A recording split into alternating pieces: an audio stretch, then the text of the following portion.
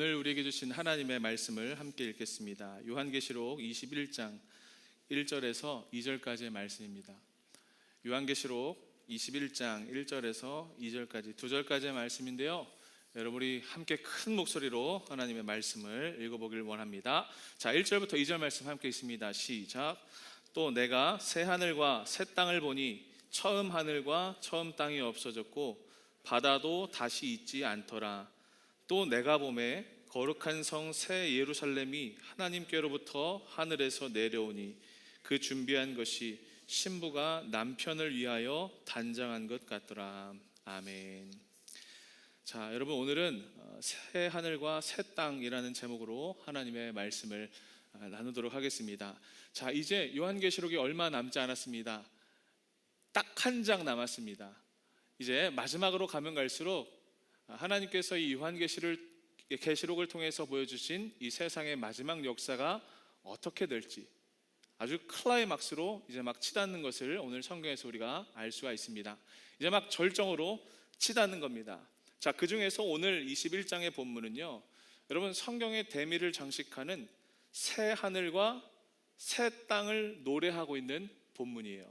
자, 방금 읽었지만 오늘 말씀 1절을 다시 한번 읽어보겠습니다. 이렇게 시작합니다. 1절 말씀 시작. 또 내가 새 하늘과 새 땅을 보니 처음 하늘과 처음 땅이 없어졌고 바다도 다시 있지 않더라. 아멘. 자, 여러분, 요한이 환상 중에 지금 새로운 세상이 열리는 것을 봅니다. 이 새로운 세상을 구체적으로 새 하늘과 새 땅이다 라고 성경이 이야기합니다. 자, 여러분, 새 하늘과 새 땅을 한자로 표현하면 뭐죠? 신천지죠, 그렇죠? 네, 제가 신천지라는 말은 아니고요. 제가 이번 주 설교의 제목을 새 하늘과 새 땅이다라고 이렇게 정해봤더니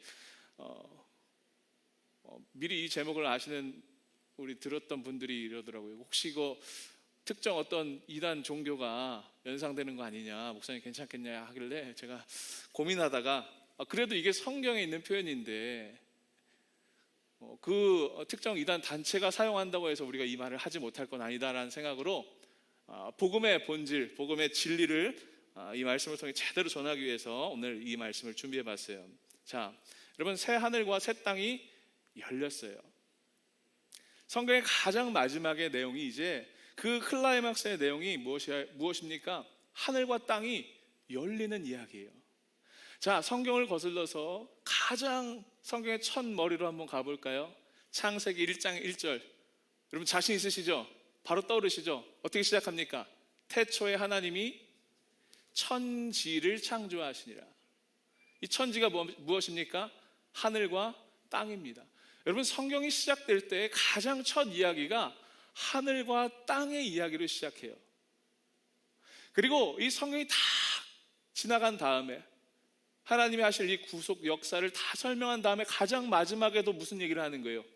동일하게 하늘과 땅의 이야기를 하는 거예요.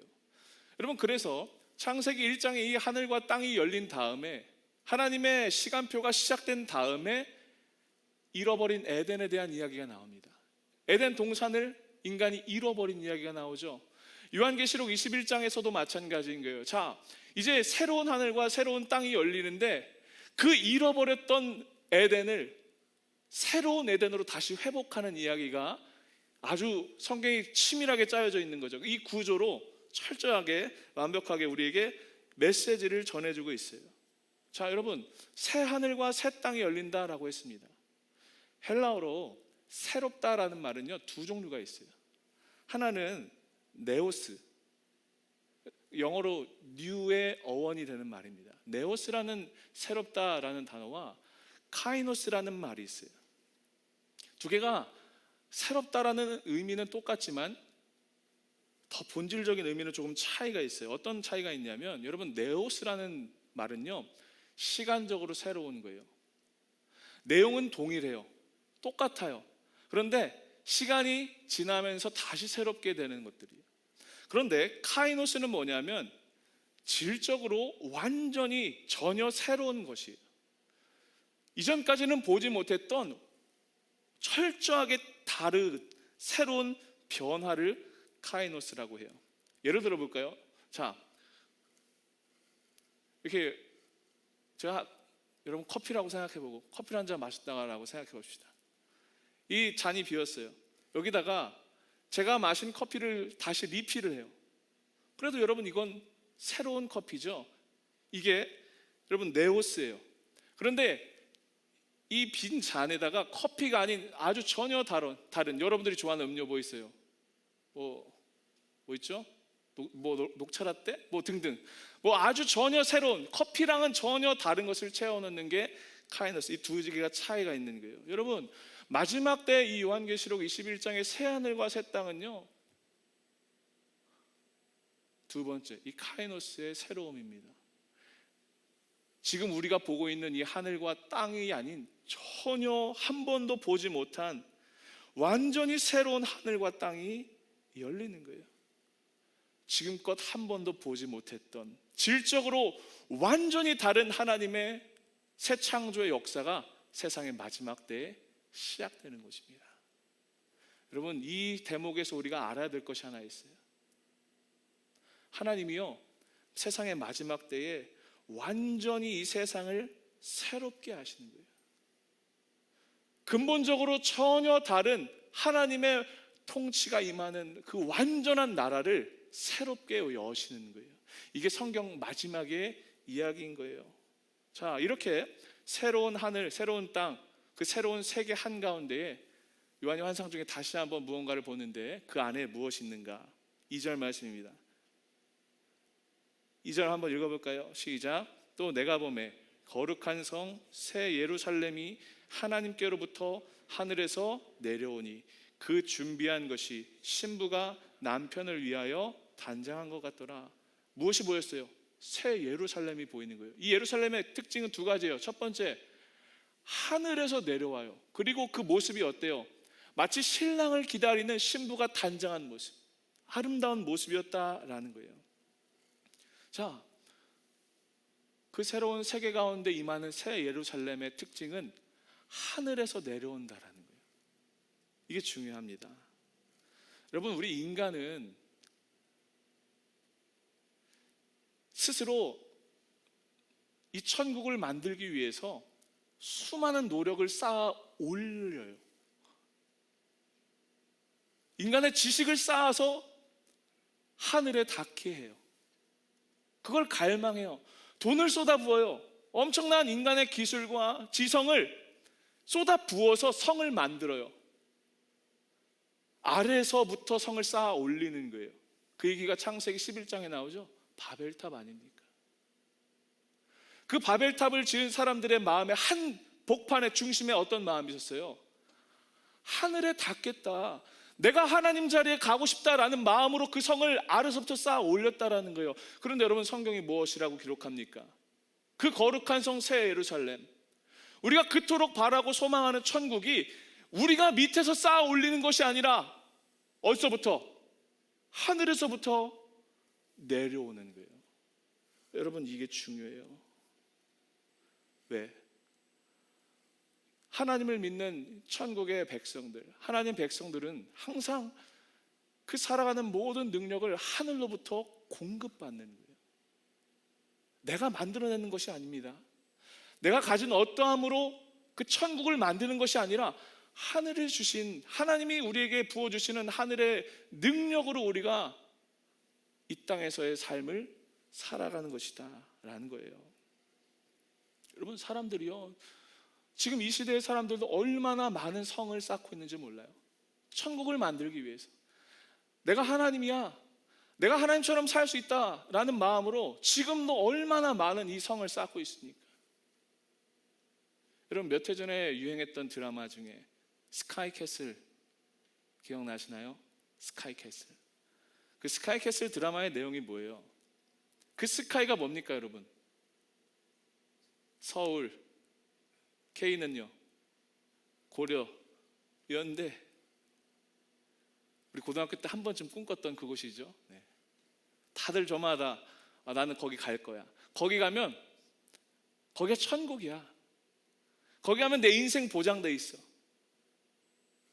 라는 마음으로 우리가 그렇게 쌓아 올렸던 그 성을 들어가기 위해서 얼마나 사람들이 추악한 모습을 보입니까? 그게 스카이캐슬 드라마 아닙니까? 밑에서부터 계속 올라가기 위해서 노력하는 거예요. 거기만 들어가면 성공이야, 행복해, 내 인생 보장돼 있어 라는 마음으로 끊임없이 그 성을 쌓는데, 여러분, 성경에 무엇이라고 기록하고 있다? 우리의 지식으로, 우리의 노력으로 하는 것이 아니라, 이 세상의 힘으로 하는 것이 아니라 하나님이 주시는 능력으로 우리가 살아가는 거예요.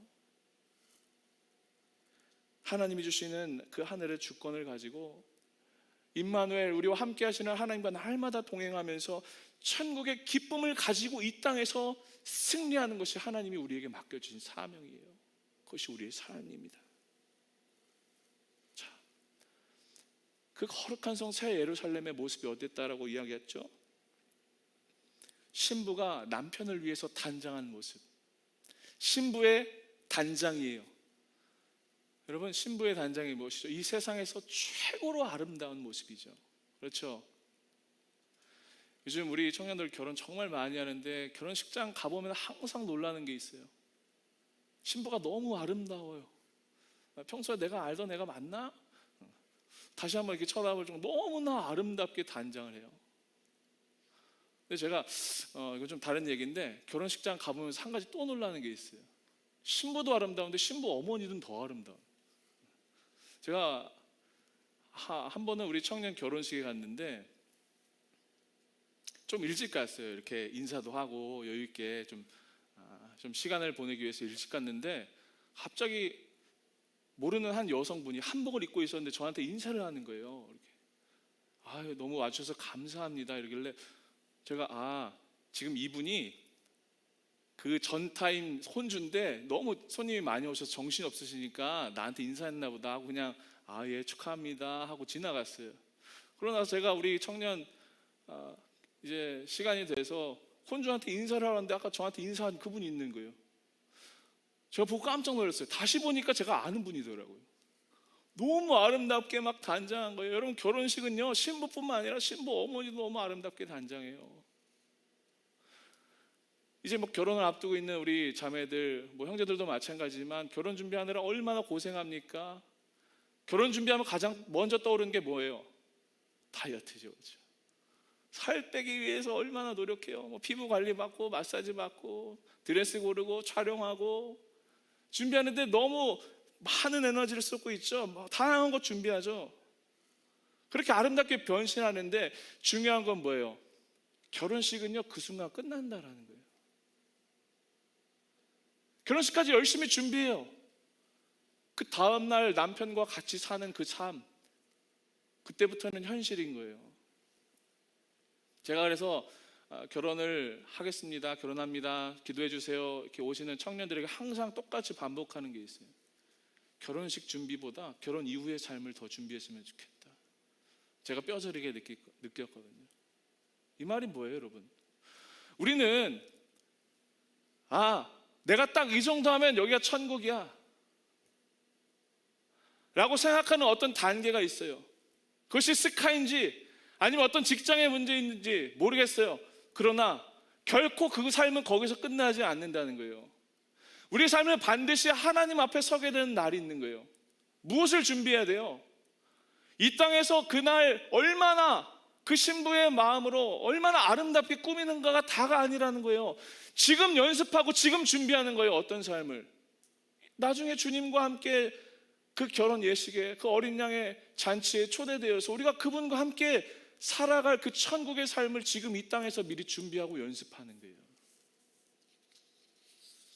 여러분, 지금 여러분들의 삶이 나중에 여러분들이 가게 될 천국과 전혀 동떨어져 있지 않습니다. 지금 현실과 여러분들의 삶과 천국의 삶이요, 연결되어 있어요. 많은 분들이 천국 하면 그냥 막연하게 생각해요. 환상으로 생각해요. 현실 도피적으로 생각해요. 천국 가면 이 땅에서 힘들었던 거, 내가 그냥 대충 살았던 거, 죄 지으며 살았던 거 다 끝나고 그냥 좋은 세상이 펼쳐질 거야. 그것이 천국이야. 이 세상과 전혀 별개 없는 것이다라고 생각해요. 그러나 아니다라는 거예요. 지금 우리가 무엇을 연습하면서 살고 있다? 훗날 천국 가서 살게 될 그 삶을 지금 이 땅에서 미리 준비하고 그 천국의 능력을 지금 힘입어서 사는 거예요. 그래서 하나님 여러분들을 새롭게 하세요. 여러분들을 지금도 하나님의 말씀으로 새롭게 바꾸세요. 여러분, 교회가 무엇하는 것입니까? 우리의 영혼을 새롭게 하는 거예요. 우리의 이 답답한, 내가 봐도 너무나 초라하고 너무나 볼품없는 이 삶을 하나님이 이 교회를 통해서 바꾸시는 거예요. 말씀이 그런 일을 하는 거예요. 무엇을 하는 겁니까? 말씀 듣고 예배하면서 이 땅에서 비록 힘들더라도 그 천국이 내 삶을 통해 이 땅에 임하도록 선한 싸움을 계속 쌓아가는 것, 이것이 하나님이 우리에게 맡겨주신 사명입니다. 여러분, 사랑하는 우리 청년들, 하나님은 여러분들을 새롭게 하세요. 비록 여러분들이 스스로 생각하기에 나 너무나 연약하고 난 너무나 씻을 수 없는 죄가 많고 남들과 비교해 봤을 때 너무나 초라하고 볼품없고 무기력함 속에 그 공허함을 반복하는 끝없는 허무 가운데 있는 인생이라도 하나님이 여러분들의 인생에 개입하셔서 여러분들을 새롭게 바꾸시면 바뀌어지는 거예요. 그래서 상황이 받쳐주지 않는다고, 나는 타고난 재질이 없다고, 그런 재능이 없다고, 태어난 환경에 불우하다고 불평할 게 아니라 하나님 앞으로 나아가면 되는 거예요. 왜? 하나님이 우리를 새롭게 역전시키신다니까요. 여러분, 그 다음 말씀 4절 5절 말씀 한번 보겠습니다. 자, 4절 5절 말씀 한번 계속 읽어봅시다. 연결되는 말씀입니다. 시작. 모든 눈물을 그 눈에서 닦아주시니 다시는 사망이 없고 애통하는 것이나 곡하는 것이나 아픈 것이 다시 있지 아니하리니 처음 것들이 다 지나갔음이로라. 5절이에요. 보좌에 앉으신 이가 이르시되 보라 내가 만물을 새롭게 하노라 하시고 또 이르시되 이 말은 신실하고 참되니 기록하라 하시고. 아멘. 그 천국에서 어떤 일이 펼쳐져요? 다시는 눈물이 없어요. 슬픔이 없어요. 지나온 모든 시간들이 다 사라졌어요. 완전히 새 것이 되었어요. 그리고 하나님이 5절에서 선포하시는 거예요. 무엇이라고요? 내가 만물을 새롭게 하노라. 제가 일주일 동안 이 말씀을 묵상하면서 우리 청년들과 이 말씀을 나눌 걸 기대하면서 이 한마디, 이 하나님의 이 선언이 너무나 가슴속에 와닿았어요. 일주일 내내 제 마음을 올렸어요. 만물을 새롭게 하노라. 태초에 하나님이 이 천지를 창조하실 때 말씀하셨죠. 빛이 있으라 선언하셨어요. 그랬더니 빛이 생겨났어요. 세상의 마지막 어떻게 끝나요? 내가 만물을 새롭게 하노라 라는 하나님의 말씀으로 끝나는 거예요. 여러분들에게 주신 말씀이에요. 여러분, 이 새롭게 하노라, 내가 만물을 새롭게 하노라 라는 말은요, 영어 성경에 보면 현재 진행형으로 되어 있어요. I'm making everything new 예요. 내가 지금도 모든 만물을 새롭게 하고 있다요. 나중에 벌어질 일이 아니에요. 지금 이 시간에도 하나님은요, 여러분들의 삶을 어떻게 하고 계세요? 새롭게 바꾸고 계세요. 일하고 계세요. 그분이. 이 요한계시록의 말씀이 물론 마지막 종말 때 이루어질 것이지만 우리에게 지금 그것을 앞당겨서 경험하라고 주시는 위로와 소망의 말씀입니다. 하나님의 그 새로운 창조를 믿는 사람들, 내가 만물을 새롭게 하노라 라는 이 하나님의 선언을 믿는 사람들, 하나님을 사랑하는 사람들, 하나님의 뜻에 끝까지 순종하는 사람들, 이런 자들이 그 모든 것을 새롭게 하고 계시는 하나님의 역사를 지금 경험하고, 지금 누리고, 지금 감사하고, 지금 새롭게 될 수 있도록 하나님이 역사하고 있습니다. 사랑하는 우리 청년들이 이 진리를 믿게 되기를 간절히 축복합니다.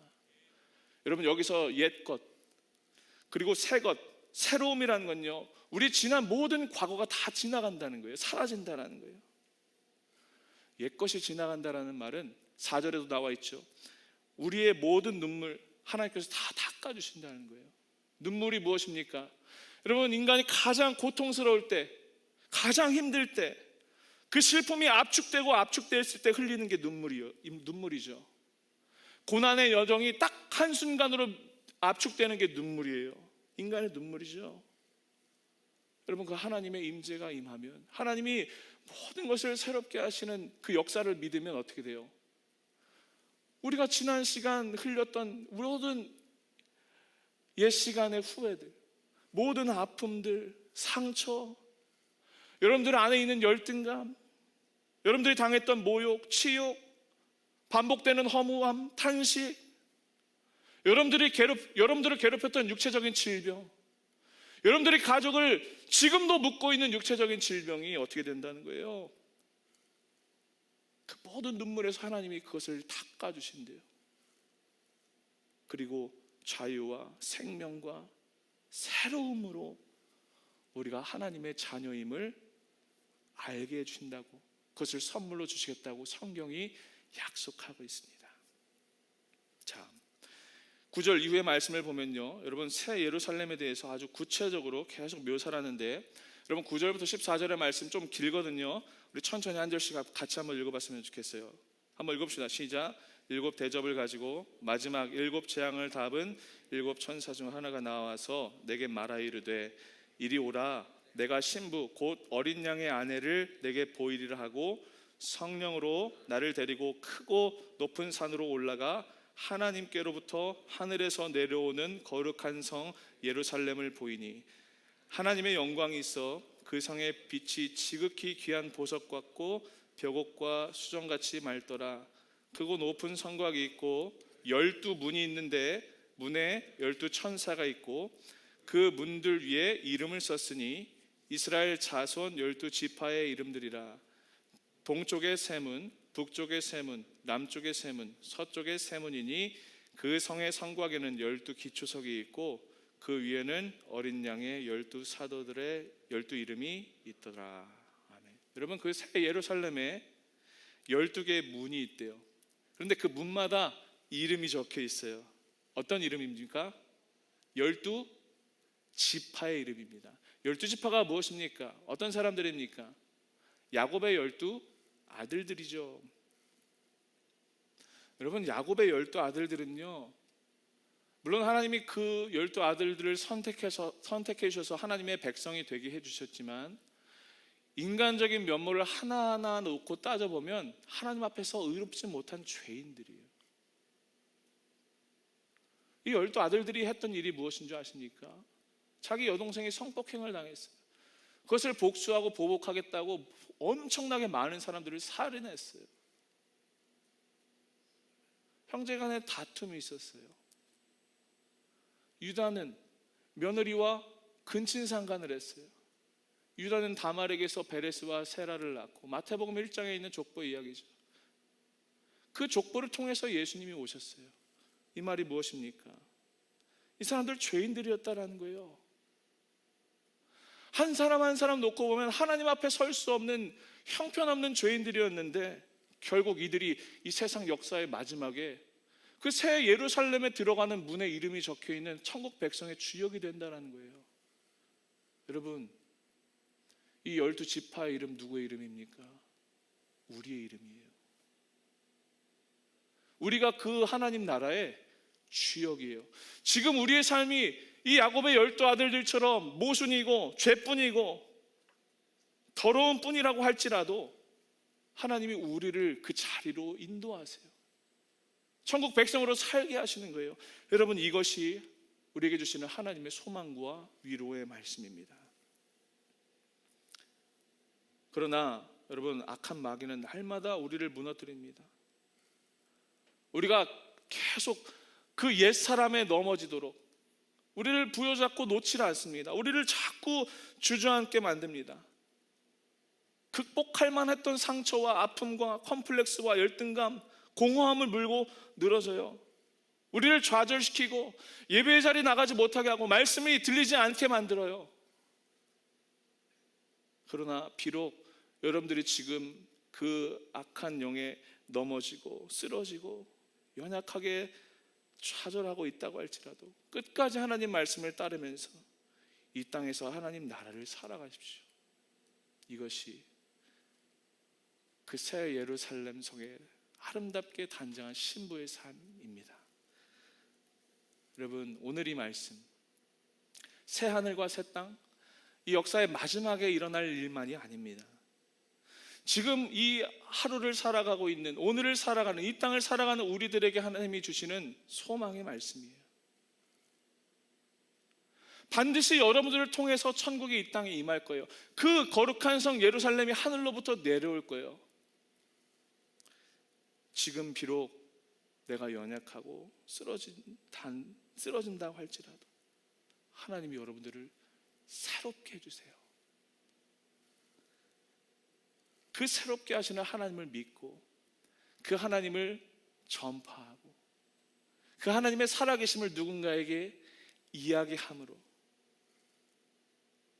그런 삶을 통해 천국이 여러분들을 통해 임하는 것입니다. 마지막 메시지 15절 16절 말씀입니다. 함께 읽어봅시다. 시작. 내게 말하는 자가 그 성과 그 문과 성곽을 측량하도록 금 갈대자를 가졌더라. 그 성은 네모가 반듯하여 길이와 너비가 같은지라. 그 갈대자로 그 성을 측량하니 12,000 스타디온이요 길이와 높이가 같더라. 이 새 예루살렘의 규모에 대해서 마지막으로 소개합니다. 자, 이 규모가 얼마 됐대요? 12,000 스타디온이다라고 성경이 이야기합니다. 스타디온. 여러분, 스타디온이란 말은요, 고대 그리스에서 길이를 측량할 수 있는 척도예요. 약 한 180m 정도 됐다고요. 이 스타디온이라는 말에서 여러분 스타디움 아세요? 안산에도 와스타디움 있죠? 얼마 전에 손흥민 선수 축구했다던데 보려고 했는데 무관중에서 못 갔는데, 이 스타디움이 예전에 그 180m 정도 되는 척도에서 나온 거예요. 그러니까 옛날 고대 원형 경기장이라는 뜻이에요. 근데 12,000 스타디온이라고 하면 얼마가 될까요? 요즘 우리 수치로 말하면 약 2,200km, 300km가 되는 거예요.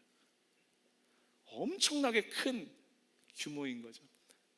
제가 조사를 해보니까 우리나라 저 그 한반도 북한부터 제일 땅끝까지 한 1,200km인가 정도 된다고 하더라고요. 우리 대한민국 2배가 넘는 엄청나게 큰 땅이 임하는 거예요. 마지막 이 새설말하고 마치게요. 자, 이 2,200km의 엄청난 길인데 아까 성경이 얘기했죠. 길이와 높이와 넓이가 같다. 여러분, 이것이 무엇입니까? 정육면체죠, 그렇죠? 그 모양이 이대로 오는 거예요. 자, 여기에 대해서 여러 가지 해석이 있어요.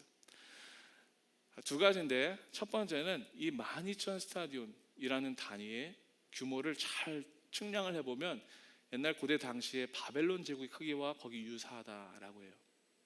그리고 정육면체는요, 여러분, 성경에서 하나님의 임재를 상징하는 지성소의 크기입니다. 가로 세로 높이 4.5m의 정확한 정육면체가 지성소예요. 이 말이 뭐예요? 하나님이 그 더럽고 추악한 세상의 문화와 향락이 가득한 그 바벨론을 하나님의 임재가 되는 성소로 바꾸신다는 거예요. 이게 새 예루살렘이에요. 이게 회복의 메시지입니다. 천국이 그런 곳입니다. 나와 전혀 동떨어진 곳이 아닌 그 죄악과 타락과 탐욕이 가득한 그 정욕이 가득한 그 땅을, 그곳을 완전한 하나님의 임재와 영광으로 충만케 하시는 것, 이것이 천국입니다. 여러분, 우리 8절 말씀 읽고 마칠게요. 자, 이 새 예루살렘에 들어가지 못하는 자들의 종류를 8가지로 열거하는데, 잘 보십시오. 함께 마지막을 읽어봅시다. 시작. 그러나 두려워하는 자들과 믿지 아니하는 자들과 흉악한 자들과 살인하는 자들과 음행하는 자들과 점술가들과 우상 숭배자들과 거짓말하는 모든 자들은 불과 유황으로 타는 못에 던져지리니 이것이 둘째 사망이라. 자, 8가지의 종류의 사람들이 그 천국에 들어가지 못하고 지옥에 가는 거예요. 그런데 가장 중요한 게 어디 있나? 가장 첫 번째예요. 두려워하는 자들. 이들이 1순위예요. 여러분, 하나님 말씀으로 살기를 두려워하는 자들, 지금도 주저하는 사람들,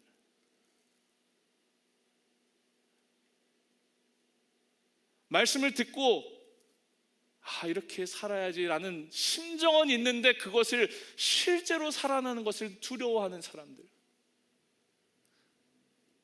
그 백성, 그 천국에 들어가지 못할 가장 첫 번째 부류의 사람이라는 거예요. 그 뒤에 있는 말씀 다 연결된다고 생각해요. 믿지 않은 것 왜 그럴까요? 두렵기 때문이에요. 흉악한 것, 살인하는 것, 음행하는 것, 점치는 것, 우상 숭배하는 것. 왜? 하나님 말씀대로 살기 두려운 거예요. 지금도 여러분 두려워하십니까? 여전히 죄 가운데 머물러서 하나님 말씀과 죄 사이에 갈팡질을 당하고 있습니까? 두려워하지 마십시오. 하나님 앞에 믿음으로 하나님 말씀대로 살기를 결단하십시오. 말씀 마칩니다. 하나님께서 여러분들의 인생을, 여러분들의 첫 인격과 존재를 이전에 보지 못했던 완전히 새로운 존재로 바꾸심을 여러분 믿으시길 바라요. 하나님 지금도 여러분들의 삶을, 여러분들의 인생을 새롭게 하세요. 보이지 않는 캄캄한 어둠 같은 그 길 한복판에서도 새로운 길을 여시는 주님, 우리를 새롭게 하시고 회복시키실 주님께 소망을 두는 인생 되기를 간절히 축원합니다. 지금 비록 그 하나님의 일하심이 눈에 보이지 않아도 하나님이 결코 쉬지 않으시고 지금도 우리 안에 살아 역사하신다는 믿음으로 그 하나님의 신실함을, 천국 백성다운 삶을 믿음으로 살아내는, 담대하게 승리하는 그런 인생들, 그런 삶이 되기를 주의 이름으로 간절히 축원합니다.